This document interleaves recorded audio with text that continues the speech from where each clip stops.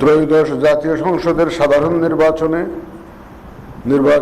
নির্বাচিত মাননীয় সদস্য, আসসালামু আলাইকুম। আপনাকে আন্তরিক অভিনন্দন, অন্তরের অন্তঃস্থল থেকে অভিনন্দন আপনাকে।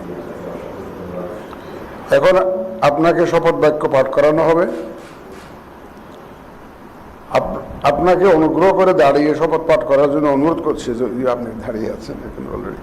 উল্লেখ্য যে আমি শব্দটি উচ্চারণের পর মাননীয় সংসদ সদস্য ডট চিহ্নিত স্থানে নিজের নাম পাঠ করবেন। আমি সংসদ সদস্য নির্বাচিত হইয়া সশ্রদ্ধ চিত্তে শপথ বা দৃঢ়ভাবে ঘোষণা করিতেছি যে আমি যে কর্তব্যভার গ্রহণ করিতে যাইতেছি তাহা আইন অনুযায়ী ও বিশ্বস্ততার সহিত পালন করিব। আমি বাংলাদেশের প্রতি অকৃত্রিম বিশ্বাস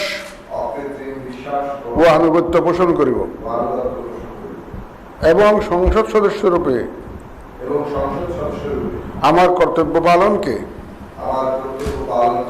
ব্যক্তিগত স্বার্থের দ্বারা প্রভাবিত হইতে দিব না। ধন্যবাদ।